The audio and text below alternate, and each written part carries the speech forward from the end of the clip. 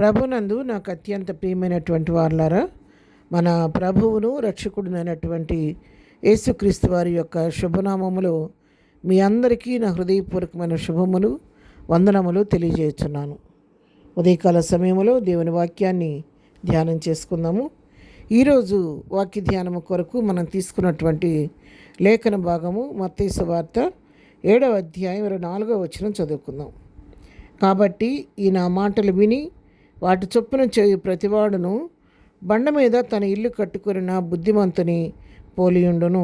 ఆమేన్. దేవుని నామమునకు మహిమ కలుగునుగాక. మరి ఇక్కడ ఎవరైతే ప్రభువు మాటలు విని ఆయన మాటలకు విధేయత చూపించి వాక్య ప్రకారం జీవిస్తారో వారు ఏ విధంగా ఉంటారనే విషయాన్ని గురించి ఇక్కడ చక్కగా రాయబడి ఇద్దరు వ్యక్తులను మనకు ప్రభు ఇక్కడ తెలియచేస్తూ ఉన్నాడు. మరి ఒకరు వాక్యం విని ఆ వాక్య ప్రకారం జీవించుకోకుండా మరి తమకిష్టం వచ్చిన రీతిలో మరి ఇల్లు కట్టుకున్న వారు బుద్ధిహీనుని పోలి ఉంటారని, ప్రభువు మాటలను బట్టి ఇల్లు కట్టు దాని మీద మరి నడుచుకున్నటువంటి వారు ఆ మాటలను బట్టి వాటి చొప్పున చేయి ప్రతివాడు బండ మీద ఇల్లు కట్టుకున్న వాడిలాగా ఉంటాడని, విని కూడా దాని ప్రకారం నడుచుకుని వాడు దాన్ని అనుసరించని వాడు మరి ఇసుక మీద ఇల్లు కట్టుకున్న వాని వలె ఉంటాడని చెప్పని ఇక్కడ వాక్యం సెలవిస్తూ ఉంది. మరి ఇక్కడ ఎవరైతే దేవుని మాటలు విని వాటి చొప్పున చేసి అనుసరిస్తారో, వాటిని గైకొంటారో వారు బుద్ధిమంతుని పోలి ఉండి బండ మీద తన ఇల్లు కట్టుకున్నటువంటి వారిలాగా స్థిరులుగా ఉంటారనే సత్యాన్ని మనం ఇక్కడ తెలుసుకుంటూ ఉన్నాము. ఇక్కడ వాన కురిసెను, వరదలు వచ్చెను, గాలి విసిరి ఆ ఇంటి మీద కొట్టిన కానీ దాని పునాది బండ మీద వేయబడిన కనుక అది పడలేదు. చూసారా, ఎప్పుడైతే దేవుని వాక్యం మీద ఆ వాక్యాన్ని బట్టి తన యొక్క ఇంటిని కట్టుకుంటాడో, దాని ప్రకారం నడుచుకుంటాడు, వాడు బండ మీద పునాది వేసిన ఇంటి వలె ఉంటాడు. దానికి వర్షం కురిసినప్పటికీ, గాలి విసిరినప్పటికీ దేనికి కూడా అది చెదరకుండా, చెక్కు చెదరకుండా, అది పునాది గట్టిగా ఉంది కాబట్టి స్థిరంగా ఉంటుందనే సత్యాన్ని ఇక్కడ మనం తెలుసుకుంటూ ఉన్నాం. అందుకే ప్రకటన గ్రంథం 1వ అధ్యాయం 3వ వచనం మనం చదువుకుంటే, సమయం సమీపించినది గనుక ఈ ప్రవచన వాక్యములు చదువువాడును వాటిని విని ఇందులో వ్రాయబడిన సంగతులను గైకొని వారును ధన్యులు.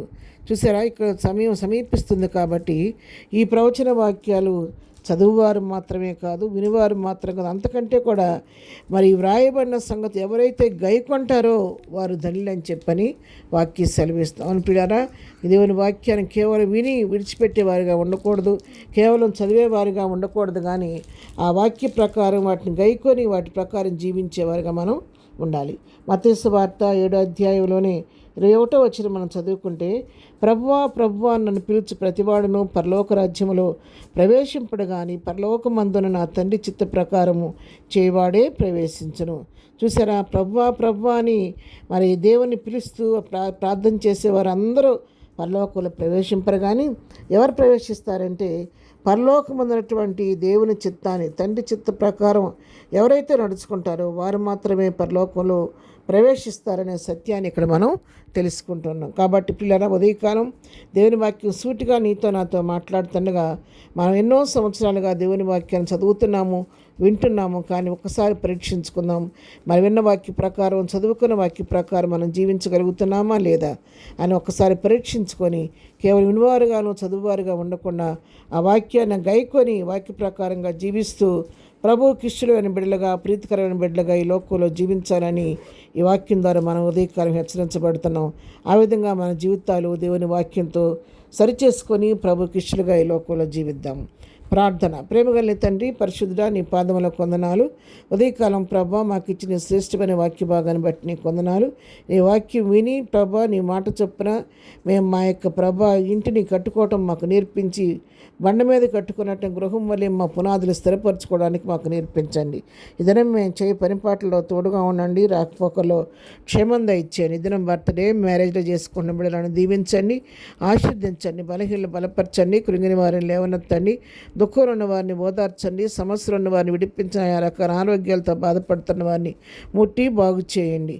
ఎగ్జామ్స్ రాసిన బిడ్డలందరికీ మంచి విజయం అనుగ్రహించండి. చదువుకునే బిడ్డలకు కావాల్సిన జ్ఞానం ఇచ్చేయండి. ఈ దినం ప్రభా పునరుద్ధానపు దినము దీవెలతో నింపండి.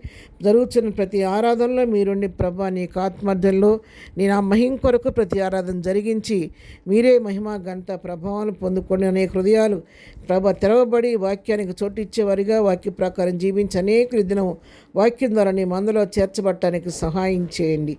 ఈ దినం ప్రభ జరుగుతున్న ఆరాధన ఇటువంటి వ్యతిరేక శక్తుల వలన ఎలాంటి ప్రతికూల పరిస్థితి కలగకుండా మీ కాపుదల మా మందిరాల చుట్టూ మా చుట్టూ ఉంచవలసిందిగా ప్రార్థిస్తున్నాం. ప్రయాణాల్లో క్షేమం కలుగు చేయండి. అన్ని విషయాల్లో మీరే తోడుగు నడిపించిన దినదీవులతో నింపి నడిపించమని యేసు నామములో ప్రార్థించడి పొందుకొని ఉన్నాము తండ్రి. ఆమెన్. ప్రభు కృప సదాకాలం మనందరికీ తోడై నడిపించును గాక. ఆమెన్.